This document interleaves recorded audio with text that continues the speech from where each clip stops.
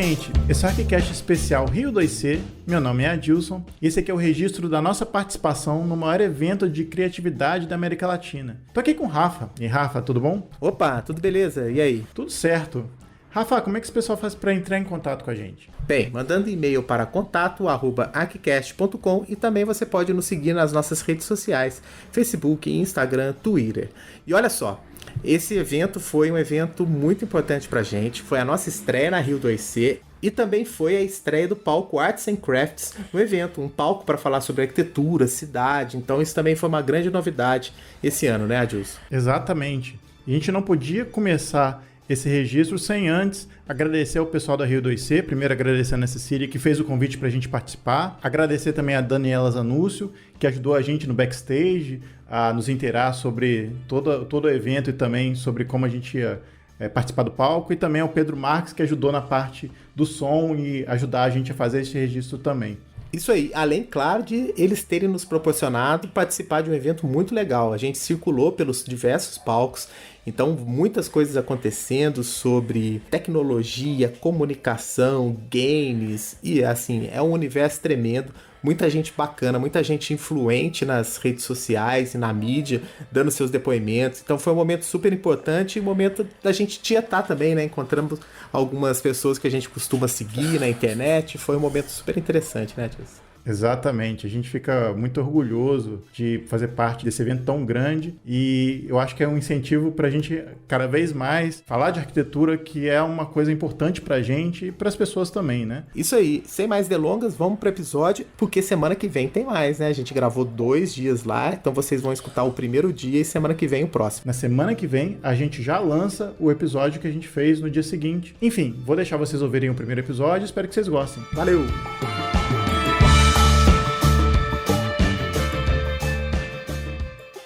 Faz um podcast sobre arquitetura e urbanismo desde 2016, que é o ArchiCast. E em todo esse tempo, a gente vem tentando trazer para o público geral e também para o mundo da arquitetura e do urbanismo debates, né, que cercam a nossa profissão, a nossa cultura.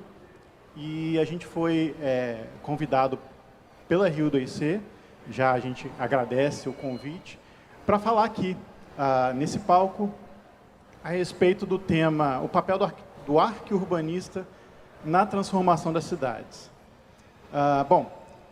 E aí a gente faz sempre um texto introdutório para botar vocês a par do que a gente vai discutir hoje. A arquitetura e o urbanismo está presente o tempo todo na vida das pessoas, mas o público geral pouco discute ou dá valor a ela. Essa é uma das angústias de nós, profissionais, porque a gente sabe que é fundamental discutir a cidade, principalmente para que a gente possa transformá-la. Mas ninguém transforma a cidade sozinho. A gente está hoje com 2 grandes exemplos de profissionais que constroem pontes. Não é necessariamente a Rio-Niterói, mas outros tipos de pontes. Ou melhor, constroem redes de colaboração, tanto através de suas ideias quanto das suas práticas. A gente está aqui com 2 convidados. Primeiro, a Joyce Bert. A Joyce é arquiteta e urbanista, psicanalista e escritora, já foi curadora de diversas exposições, participou como jurada de importantes premiações e cria conteúdo para as redes sociais sobre temas de conscientização das questões sociais, desigualdades e saúde mental. Bom dia, Joyce. Obrigado por estar aqui com a gente. Muito bom dia. Bom dia. Está aqui também o Leonardo Bro. O Leonardo é ativista social, urbanista, arquiteto, designer de processos cívicos, placemaker e músico. Cofundador do coletivo Translab.urb do Instituto de Pesquisa e Inovação Social, o Translab. Cofundador da Rede Brasileira de Urbanismo Colaborativo, Placemaking Brasil, de diversos projetos. Faz parte também de várias redes de discussão sobre as cidades. Bom dia, Leonardo. Obrigado por estar aqui para conversar com a gente. Bom dia e agradecer, né, já na largada o convite, né, por estar aqui com vocês nessa manhã. Bom, e meu companheiro de podcast, o Rafa. Bom dia, Rafa. Bom Agora dia. fazendo ao vivo. Isso, né? ao vivo. Bom dia a todas e todos. Bom dia, Adilson. Bom dia, Joyce, Leonardo. É uma honra para a gente estar aqui conversando com vocês. Nossa audiência adora o trabalho que vocês fazem e realizam. E como a gente está gravando ao vivo aqui, não tem edição, a gente já vai direto para as perguntas, não vai para a leitura de comentários e nada disso. E eu quero começar fazendo uma pergunta para vocês que diz respeito à ideia de transformação. Se a gente está falando da capacidade do profissional em transformar a cidade, a gente está falando da possibilidade de transformação das estruturas de poder. E a gente sabe que essas estruturas a gente não consegue manipulá-las de forma individual, nem mesmo talvez uma disposição individual a gente consiga fazer essa transformação. Então a gente precisa de uma rede de ação, de colaboradores. E, no entanto, hoje a cidade, tanto no seu aspecto etéreo, né, da polis, quanto no seu aspecto físico, ela está muito fragmentada, dividida, rasgada. Aí eu quero fazer uma pergunta para vocês dois, pode ser a Joyce primeiro. Quais os desafios que um profissional vai enfrentar para que ele possa agir ainda na cidade, numa ideia de que ela ainda mantenha a capacidade de convívio das pessoas nos lugares, nas ruas, nas casas?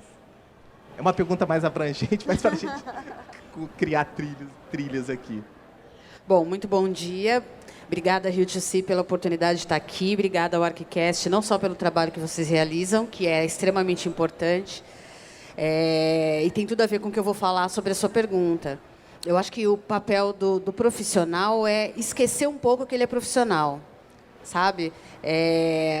Eu tenho como parâmetro do fazer arquitetônico, não só hoje, mas desde sempre, essa desconexão com o fato de que nós também somos usuários dos espaços que a gente cria, sejam espaços internos, sejam espaços das cidades, nós também vivenciamos isso. E nós temos bagagem intelectual bastante para humanizar a nossa prática. Né? A gente aprende uma série de coisas. Tem muitas pessoas que acham que ser arquiteto urbanista é só você ir lá e fazer projeto, desenhar. Essa é a visão, a tecnicista, que predomina dentro da profissão. E muitas vezes as pessoas esquecem que elas são usuárias dos espaços, elas são usuárias daquele trabalho que ela oferece, da comunicação visual que ela proporciona, das tendências arquitetônicas, das linguagens que estão sendo propostas. Né? E eu acho que quando a gente consegue, primeiramente, se entender como um humano que faz parte de um todo, a gente consegue exercer a profissão com toda a bagagem técnica de uma maneira mais humanizada, de uma maneira mais gentil, até porque nós estaremos ali também, né? E aí, com isso, o trabalho ganha muito. Assim, eu vejo os arquitetos que conseguem transpor essa ponte da tecnologia, do fazer arquitetônico para o usufruto daquilo que está criando, eles conseguem, enfim, fazer um trabalho excelente, totalmente cativante. Né? Então, eu acho que esse é um dos primeiros desafios. E o segundo desafio está muito atrelado a isso, e aí entra em pauta isso que vocês fazem, que é criar um podcast para falar sobre esses assuntos, que é justamente você trabalhar como um divulgador, mas não um divulgador assim, sabe, professoral, um divulgador apaixonado mesmo, sabe? Eu sou uma pessoa extremamente apaixonada pelas cidades, então eu vou pesquisar sobre isso, eu vou falar sobre arquitetura, e para todas as coisas que eu faço, isso está relacionado. Às vezes as pessoas falam, nossa, eu escrevi um livro chamado Empoderamento. É na área das ciências sociais, não exatamente na área da arquitetura e do urbanismo. Só que dentro da nossa área profissional tem tudo isso, inclusive as ciências sociais. Né? E aí eu vou conectando todas as coisas que eu faço com o ser arquiteto. Eu acho que se eu não fosse uma arquiteta, eu não conseguia fazer absolutamente nada. Nem criar conteúdo para a rede, que é uma coisa muito espontânea, nem conversar com as pessoas, nem interagir, nem, enfim, fazer críticas sociais. Tudo isso veio a partir da minha passagem por uma universidade, por uma faculdade de arquitetura e urbanismo, e foi aprimorando. Eu fui até estudar psicanálise.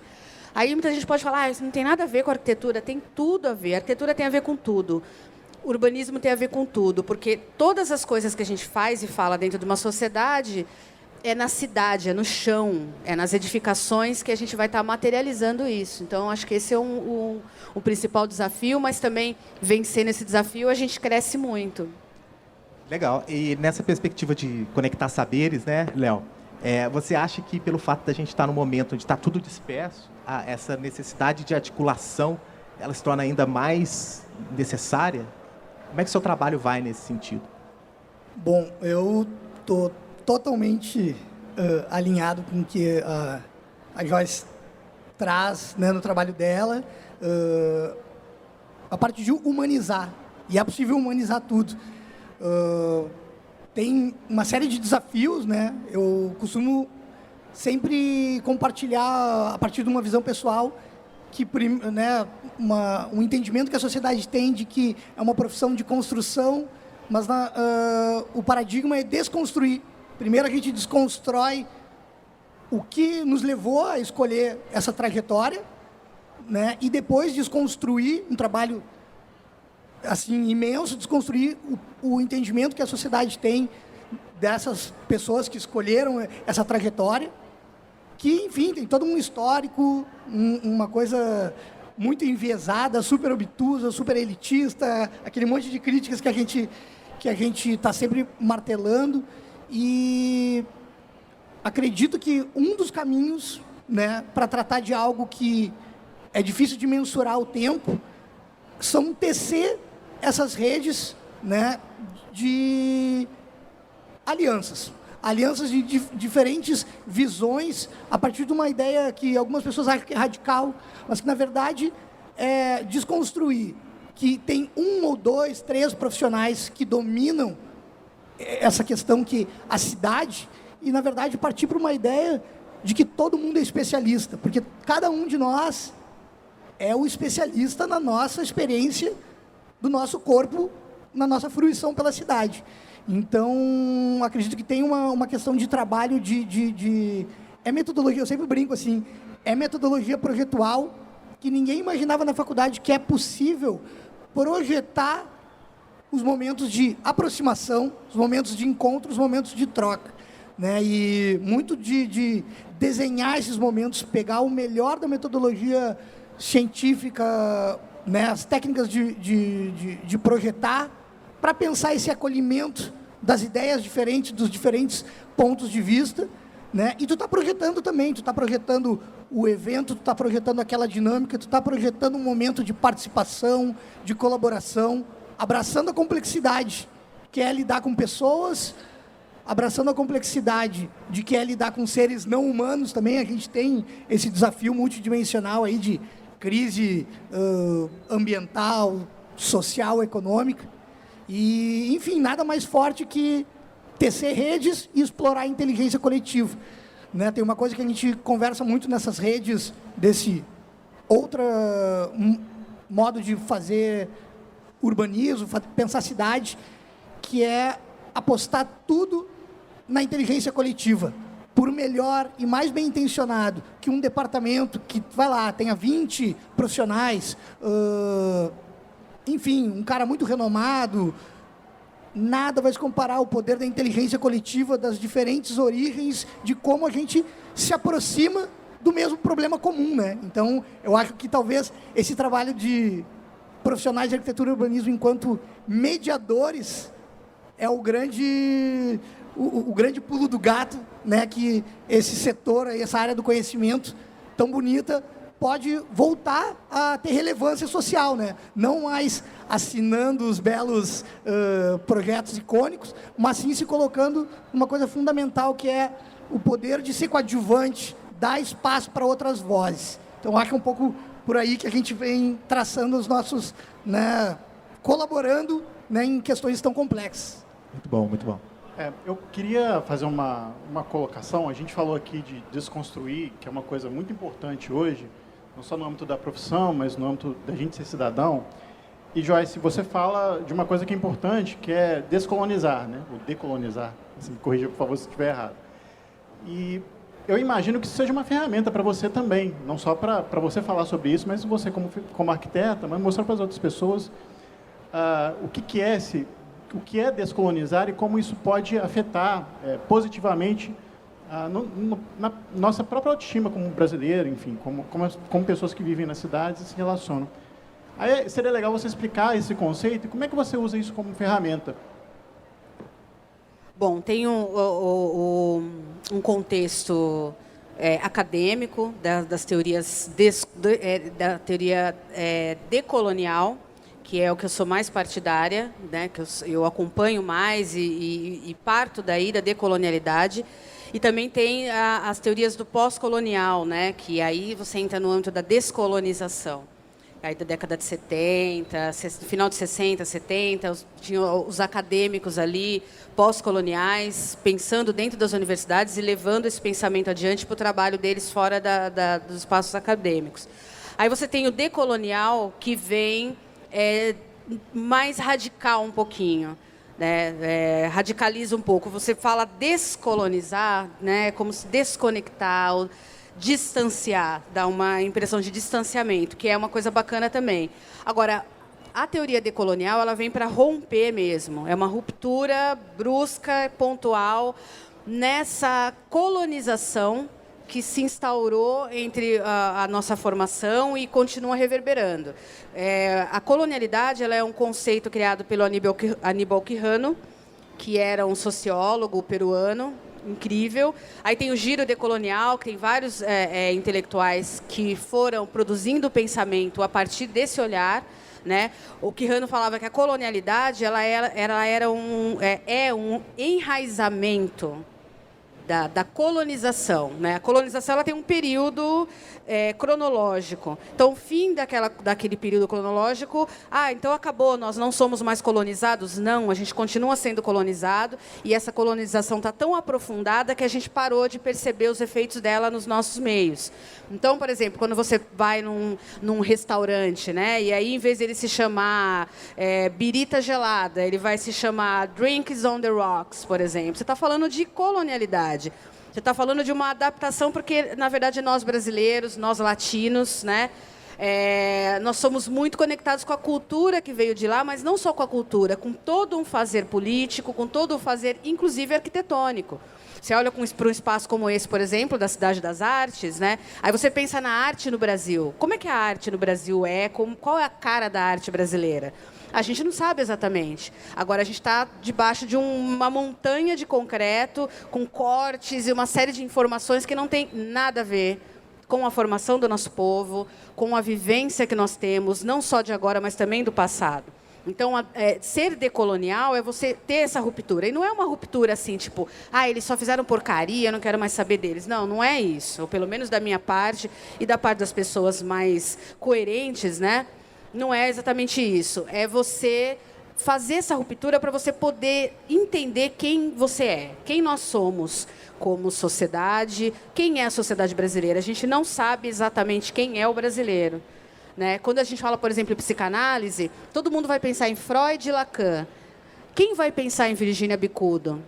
Quem vai pensar em Neuza Souza? Quem vai pensar em Juliano Moreira, por exemplo, que não foi um psicanalista, mas foi um psiquiatra brasileiro, que antes da Anísia da Silveira sistematizou toda uma ideia de psiquiatria humanizada. Né? Quem vai pensar numa arquitetura para além do modernismo, né, do Niemeyer, do Lúcio Costa, que vem para o Paulo Mendes da Rocha, que é nosso contemporâneo? Enfim, quem que vai pensar arquitetura olhando para os quilombolas, olhando para os indígenas, olhando para todas as informações, a população ribeirinha, todas essas informações de país, de sociedade que nós temos? Né? Quem é que vai pensar para olhar para isso e falar, eu vou projetar alguma coisa partindo desse olhar, né? Vou projetar um terreiro de candomblé, vamos lá entender o que é o candomblé. Tudo isso faz parte da linguagem decolonial, né? E eu tenho tentado usar isso no meu trabalho, trazendo teóricos que são mais nossos, mais contemporâneos, mais próximos da gente, como os latinos, por exemplo, o Quijano, por exemplo. E eu tenho dito, eu tenho um livro que está para ser lançado, maio, junho, deve estar saindo por aí pela Editora Record. E eu estou fazendo esse questionamento, trazendo essa coisa da Biayala, né, da América Latina, e pensando coisas do tipo, a colonialidade é um conceito que o Quijano foi lá e cunhou, mas Lélia Gonzalez já era decolonial. Paulo Freire já era decolonial. A gente fala em empoderamento e coloca o Paulo Freire de lado, quando, na verdade, ele que veio com o feijão com arroz dessa questão. né?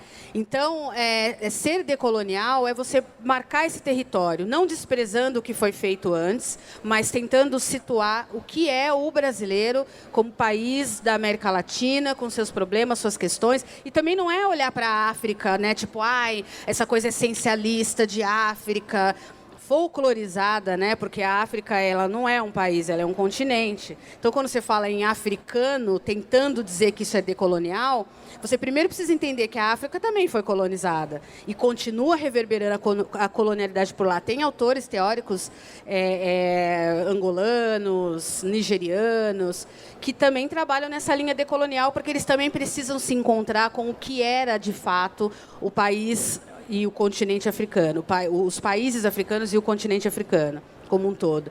Então, assim, eu acho que pensar numa arquitetura decolonial, pensar em cidades decoloniais, eu acho que é uma utopia que vai ter muita resistência aí nos meios acadêmicos e tal, mas eu acho que vale a pena a gente insistir para a gente, de fato, ter uma cidade que a gente olhe para ela e se entenda como parte dela. Legal, Joyce. Você falando isso, dá para a gente imaginar também que, já que não é um abandono, é uma espécie de...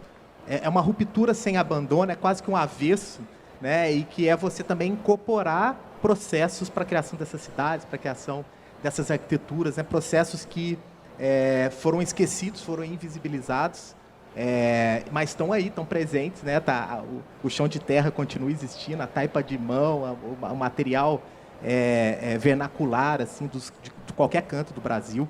E aí, quando a gente fala em processo, a gente volta um pouquinho para a questão do método, né?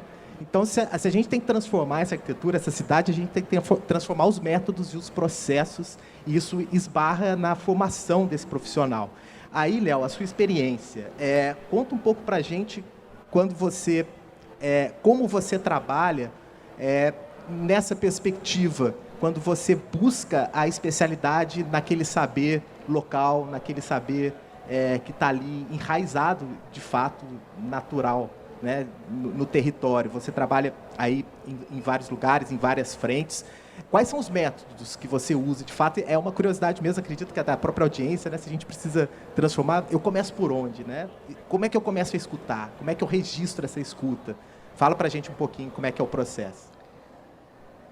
Bom, vou tomar a liberdade de não falar só por mim, né? Aqui eu vou abrir esse parênteses e falar por uma rede, né? Vou pegar como exemplo aí o trabalho de várias colegas da Rede Brasileira de Urbanismo Colaborativo, que nós temos nossos pares na América Latina também, a Rede de Inovação Cidadana, que é um monte de gente, um monte de profissionais de realidades tão distintas, de territórios tão distintos, que nessa trajetória pessoal e também coletiva de desconstrução encontraram a necessidade de se desconstruir dessa questão muito, muito, muito diretamente ligado ao colonial, né? A produção, metodologia projetual, a persona do profissional icônico, aquele ou aquela arquiteta que assina, que é uma coisa de autor, né? Tudo isso é um processo que trabalha nesses campos de verticalização, hierarquia e a busca de uma série de pessoas que estão nesse processo, né, dessas redes que eu citei, né, esse processo de desconstrução passa. Não, peraí, a gente quer algo que ressone, que vá trabalhar numa ideia não hierárquica, não verticalizada, né, a distribuição de fluxos de poder e entendimentos do quais são os poderes. Hoje em dia a gente tem panoramas de poder econômico, poder de tomada de decisão, poder onde estão os gargalos de informação. São uma série de poderes, de fluxos. E parte desse processo de descobrir com qual método eu trago as ideias dessa coletividade, dessa utopia, palavra maravilhosa, que a gente deve sim defender e lutar por ela, pelo bem comum, né? Parece tão distante, tão conceitual, mas ele é muito mais próximo, mas é um desafio. E, essencialmente, esse profissional está nessa fronteira de se deparou tem que criar novos métodos. Então, tem uma coisa muito de inovação, muito de pensar a tecnologia, mas eu acho que tem uma coisa que é fundamental a gente falar, que a tecnologia social sobre e anterior às inovações tecnológicas, né, a gente entender uma série de compreensões do que a gente está falando por tecnologia social, por saber ancestral, né? Tem um exemplo muito bom que os colegas aí, por exemplo, do Laboratório da Cidade, lá de Belém do Pará, colegas nossos, e eles sempre falam assim, uma das grandes tecnologias sociais é o filtro de barro. Uma outra grande tecnologia social é o soro caseiro. Brasil, no mundo, ajudando um monte de questões com essas tecnologias tão potentes. Como que a gente traz essa ideia para o fazer cidade, para a produção espacial, seja os objetos arquitetônicos, ou seja, né, mais a minha área, assim, os espaços públicos. E aí as metodologias passam, né, de novo, né, retomo aquilo que eu comentei, que tem que bater na tecla, tem muita repetição nesse processo. Primeiro é abandonar um pouco essa ideia, é quase uma tara, a ideia de projeto, essa idealização de que algo vai ficar perfeito e vai ser acabado.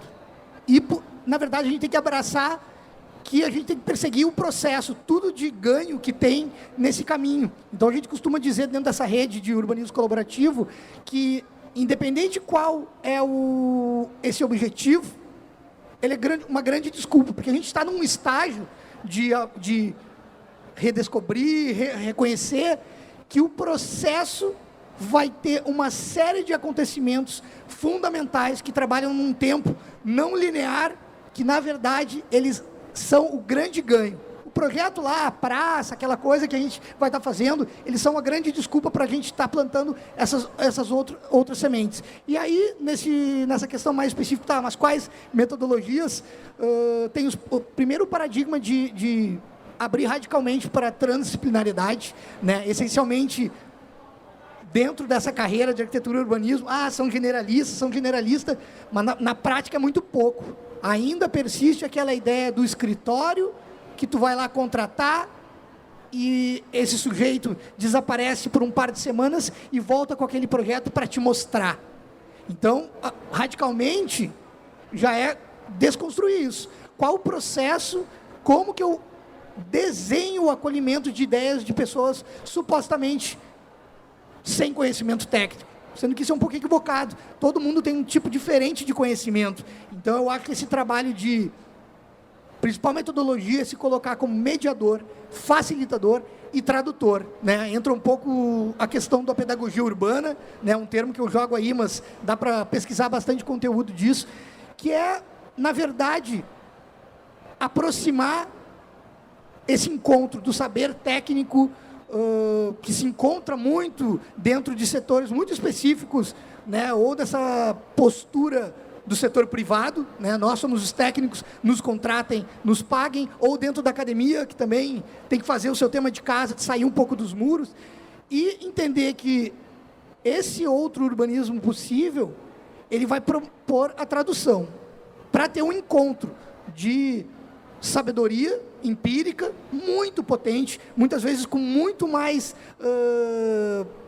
assertiva, com muito mais viabilidade para resolver problemas cotidianos, e aí aliar com o conhecimento técnico. Então, é se colocar nesse papel de mediação e de traduzir essas linguagens, né? E um exemplo muito clássico, assim, antes de, né, que eu finalizo, é uma ampla produção brasileira, né, que fala para a gente se atentar à realidade, por exemplo, de canteiro de obras. O quanto de colegas que estão lá no topo dessa hierarquia super obtusa, que não tem a capacidade de botar nada em pé. Então, essa é uma das provocações mais primárias de uma profissão, que é qual petulância colonial é essa de se colocar hierarquicamente acima de algo. Óbvio que tem rigor técnico, mas não tem saber. Então, quando a gente fala que o Brasil e todos os países são construídos por quem sabe fazer, mas mandado por quem foi ensinado que sabe e deve mandar, também tem essa questão que a gente deve quebrar essas predisposições, destinos pré-codificados. Então, acho que a metodologia vai um pouco por aí, da gente entender como é esse outro profissional que tem habilidades de facilitação, mediação, né? Como que ele se coloca. Então, acho que é um pouco desbravar isso aí. E também uma palavra que aparece muito é como um profissional técnico se torna generosa. Uma pessoa generosa, ela vai ter que ter uma escuta profunda para fazer esses processos de mediação e tradução, né? Promover esses encontros. E também, né, dentro da academia, não tem uma cadeira que vai dar essa sensibilidade, não vai tratar disso. Então, acho que a gente tem uma série de questões para serem revisitadas para a gente impulsionar, né, uma nova prática dessa área tão importante, mas que está historicamente devendo relevância social, né, em termos de Brasil, em termos de América Latina e também, né, vamos estender de todo o sul global. Na verdade, a profissão está devendo a sua relevância, né? Pode sair muito mais. Eu queria pegar duas coisas que o Léo falou. Primeiro, quando ele falou de processo, eu fiquei assim, eu vou chamar o Léo para falar isso para os meus alunos, que eles não entendem que o processo é tão importante quanto o produto projeto. Ou às vezes até mais importante do que o projeto em si. Assim, processo não só de aprendizagem, mas de entender que assim, encontrar uma solução, o processo é fundamental. Que a outra coisa que o Léo falou do espaço público. E interessante o Léo falar isso, porque a gente que é arquiteto urbanista sabe do papel do espaço público para se pensar a cidade e de como, de alguma maneira, a gente tenta fazer com que ele seja o mais democrático possível. Aí, Joyce, queria passar a bola para você, porque o assunto espaço público e os assuntos que você aborda, que é visibilidade, empoderamento, a gente acredita, nós arquitetos aqui, que isso tem uma relação que pode ser muito importante. Você acredita nisso também? Acredito, sim, tem que ser. Eu acho que tudo que a gente discute no nível social tem que estar, de alguma forma, gerando algum produto para as cidades, né? Então, a gente está falando de racismo, a gente está falando de machismo, de opressões em geral. E como é que isso está na cidade? Como é que a gente vai tratar isso nos nossos espaços de cidade? Como é que a gente vai promover visibilidade? A gente está falando de tanta gente ao mesmo tempo, né? Muita gente. Como é que você vai falar em dar visibilidade para tudo isso que é o povo brasileiro, né? Eu acho que o espaço físico que a gente divide, né? A Beatriz Nascimento, que fez o documentário Ori, que foi uma historiadora, né? Já é falecida, é uma das grandes intelectuais negras aí invisibilizadas pela história, né? E ela fez um documentário, participou de um documentário chamado Ori. Fala muitas coisas interessantes esse documentário, mas ela traz um pouco dessa visão de como a cidade se conecta com a gente, né? Então, a partir desse documentário, muita coisa passou pela minha cabeça, como, por exemplo, a questão do corpo negro, do corpo da mulher, do corpo das minorias ser um território que se move. Na verdade, acho que todos nós somos territórios, nosso corpo é território. E a gente transita pelas cidades e faz esse tensionamento entre o território que nós somos e o território que está produzido pelas mentalidades colonizadas e ainda coloniais. E isso gera atritos diversos, né? Então, quando você fala na questão da mulher, por exemplo, o assédio nas ruas, ele está dizendo alguma coisa para além das ofensas, do quanto isso é ofensivo e perigoso, mas o que ele quer dizer a partir disso sobre a nossa formação como povo, né? O rapaz foi chicoteado em São Conrado ontem, né? As pessoas esquecem que ele estava num contexto urbano, num contexto onde o tensionamento está acontecendo o tempo inteiro. Então, é o tensionamento de um território colonial da mulher branca, chicoteando, fazendo a reprodução, né, a reverberação de uma prática colonial num corpo negro, que é um território que confronta com a sua presença, confronta aquele espaço ali, né? Então, a gente tem que estar entendendo que as cidades, elas são o espelho daquilo que se passa na sociedade. Recentemente, um dos grandes intelectuais que nós temos aí, o Muniz Sodré, ele deu uma entrevista para a Folha de São Paulo, gerou um burburinho aí, porque ele contestou um pouco essa coisa do racismo ser estrutural, né? E aí tem o Racismo Estrutural, que é uma produção do Silvio Almeida, na mesma coleção que eu faço parte, inclusive, que é Feminismos Plurais. E aí ele, não, mas eu não acredito que o racismo é estrutural. Tanto é estrutural que inclusive me causou espanto ele dizer isso, porque ele é um cara que também tem uma conexão, um olhar para a cidade que está inserido nas obras dele, né? Então, tanto o racismo é estrutural, tanto o machismo é estrutural, tanto a pobreza é estrutural, que ela está estruturada no espaço físico que a gente divide. Né? Em São Paulo, por exemplo, a gente está combatendo a gestão Tarcísio de Freitas, combatendo a gestão Ricardo Nunes, com a questão da população em situação de rua. O que é a população em situação de rua? Ela é o espelhamento mais radical da questão fundiária, que lá em 1850, 1851, posso estar enganada por um ano aí, que veio a Lei de Terras, né?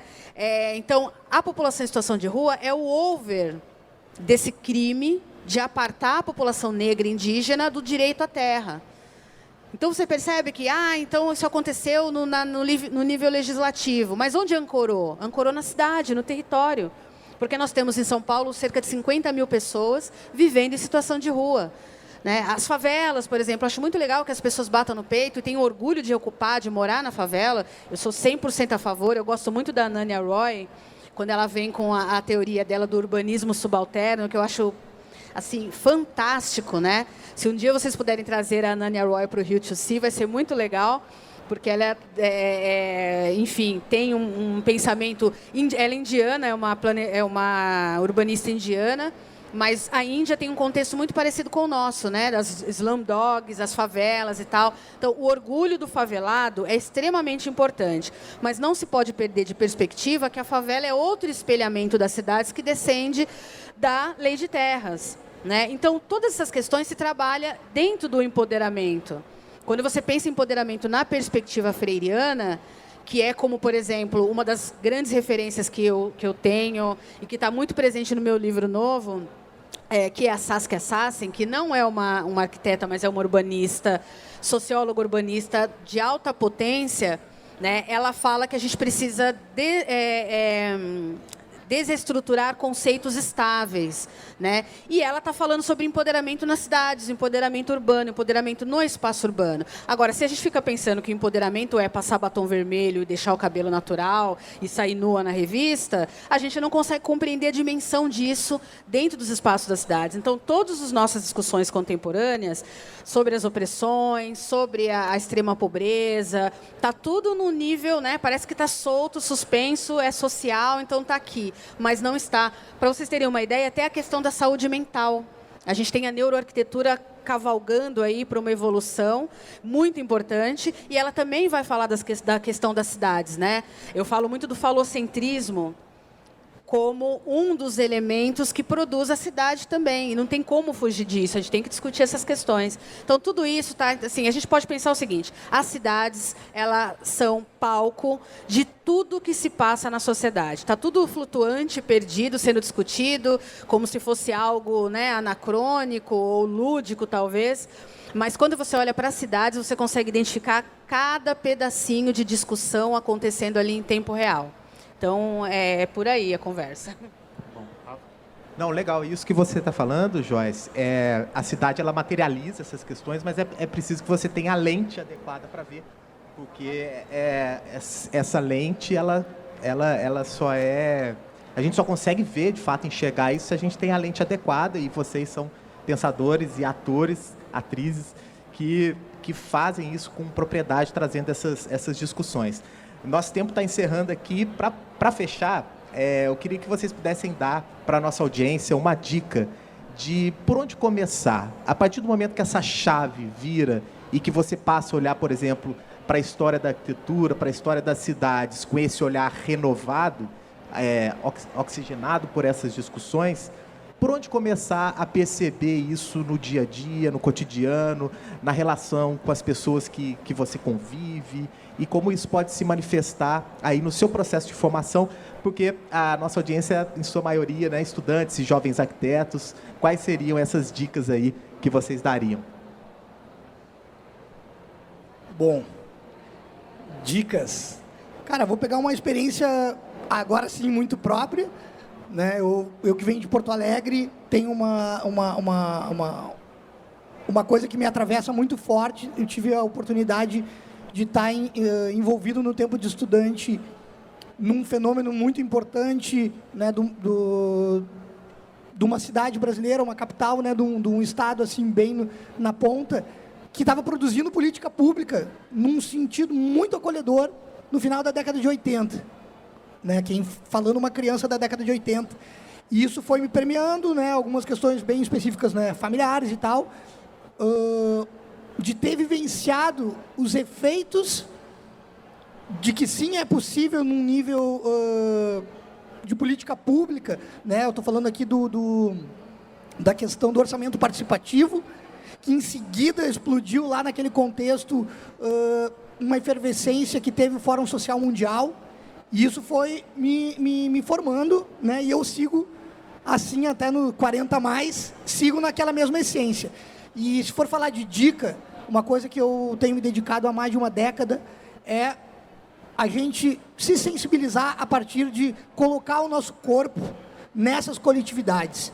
Então, nessa atuação profissional, eu tenho percebido que os corpos estão ausentes dos poucos fóruns que ainda restam para a gente exercer uma cidadania que vai promover mudanças estruturais. Porque eu acho que a gente vai sempre estar atuando, né, em tempos diferentes.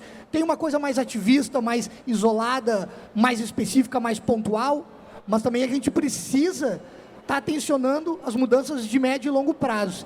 E quando eu falo de ocupar com os nossos corpos, falando em dica, então, procurem os conselhos, procurem as associações de bairro ou as agremiações, enfim, procurem essas pequenas resistências, porque há uma cultura maior, mais nefasta, que não tem interesse que o tecido social se encontre. A narrativa da gente ser indivíduo, da gente perseguir pelo nosso mérito e adorar as nossas conquistas individuais, ela está a serviço do status quo. E se a gente quer mudar, a gente precisa se encontrar, se acostumar a estar em esses espaços. E a gente está em crise, né? A gente avalia dentro dessas redes, as colegas que estão nos diferentes realidades do Brasil, o esvaziamento dos conselhos municipais. Ninguém quer fazer mais nada pelo bem comum. Isso é fruto de um projeto. Então, como dica e como provocação procurem participar, procurem fazer parte. Não precisa liderar. Existe uma coisa que é ser coadjuvante, é muito importante. A gente está precisando de pessoas que promovam a cola social. E, às vezes, é isso. É o pessoal que preenche as cadeiras. Então, eu acho, procurem estar juntos e se coloquem. Né? Vai doer um pouco, vai nos tirar do conforto, mas eu acho que a gente precisa fortalecer o tecido social. E a única forma é colocando o nosso corpo nesses poucos espaços de resistência, de estar juntas, porque aí vem essa potência da inteligência coletiva. Joyce. Maravilha. Olha, eu acho que o conselho que eu dou, não só para estudantes de arquitetura, de urbanismo, mas é para todas as pessoas. Eu acho que a sociedade brasileira é muito adormecida. A gente se contenta muito fácil com as narrativas que nos são apresentadas. E eu acho que, mais do que nunca, é necessário que a gente desconfie. A gente tem que desconfiar de todas as coisas que nos apresentam, todas. Inclusive desconfiar de nós mesmos também. Sabe? Isso que eu estou pensando, é isso mesmo? É por isso mesmo? Né? O que tem por trás dessas coisas aqui? Qual é a mensagem subliminar que eu posso tirar? Seja um chato, não tenha medo de provocar o desconforto, de ir lá e perguntar, de ir lá e confrontar. Nós vamos ter que bancar aí um período de tensionamentos profundos, né? Porque do jeito que as coisas estão, elas não podem ficar, mas também não dá para a gente atribuir tudo a uma gestão, a um presidente que veio, a um movimento, porque, na verdade, isso é o triunfo do que sempre esteve nos nossos meios. Nós não resolvemos a escravidão, nós não resolvemos a ditadura militar, nós não resolvemos nada do que deveria ter sido resolvido no passado, não resolvemos o genocídio indígena. Não, então, assim, tem pessoas... Eu vi um discurso da Sônia Guajajara essa semana, na comissão dos povos originários, lá no Congresso, acho que era da Amazônia, se eu não me engano, e ela peitando as pessoas ali que não estavam aceitando uma mulher indígena como ministra, né, uma deputada indígena. Então, quer dizer, tem uma turma que está fazendo um trabalho árduo E toda a sociedade precisa acompanhar. Cada um dentro dos seus saberes, das suas possibilidades de saber. Mas somos nós que vamos transformar a sociedade. Não é quem está no seu conforto não vai sair dali. Eu falo que o conforto é entorpecente. Uma vez que você põe o pé lá dentro, você afrouxa, e aí, mesmo sabendo que ali precisa ser alterado, você não vai ter muita... Né? Nós somos autoindulgentes por essência. Então, a gente tem que bancar esse desconforto, sim, essa provocação. A gente tem que lembrar de Milton Santos, a gente tem que lembrar de Paulo Freire, mas não só lembrar para dizer, como eles foram maravilhosos. Não, traz esses caras para cá de volta, traz Lélia Gonzalez de volta, traz Plínio Marcos de volta. É uma turma do passado que tensionava sem medo de ser feliz, sem medo de ser julgado, de ser excluído. Tipo, dane-se. O efeito deles reverbera em nós e a gente precisa resgatar isso. Eu estou falando não de um lugar de saudosismo, não é isso. É que as coisas são continuidade. Né? Se a gente quiser transformar o presente para que o futuro seja melhor, a gente não pode se desconectar do bonde da história. E tem gente querendo inventar a roda, mas a roda já está girando há muito tempo. Então, reconhecer isso, né, é pegar um legado e ver o que vai fazer com esse legado da melhor maneira possível, e aí sim a gente vai entrar num caminho de transformação. Então, sejam chatos, sejam desconfiados, sejam provocadores e não aceitem narrativas sem antes fazer 100 mil perguntas até ficar mais ou menos satisfeito, e depois refaz de novo as perguntas, enfim, vai desconfiando, vai tensionando e vai questionando, que esse é o único meio da gente conseguir mover as coisas. Bom, nosso tempo está acabando. A gente vai encerrando por aqui. Quero agradecer a Joyce e ao Léo por esse debate que a gente está promovendo aqui, falar de arquitetura e urbanismo e de outras coisas também, para um público da Rio 2C. Agradecendo também a organização da Rio 2C por convidar a gente por fazer esse papo aqui. E a gente encerra. Você quer falar mais alguma coisa, Rafa? Não, só agradecer mesmo, Rio 2C, agradecer aos convidados. Uma experiência super emocionante, impactante aqui. Tenho certeza que registrada vai reverberar ainda mais. Isso aí. Obrigado, gente.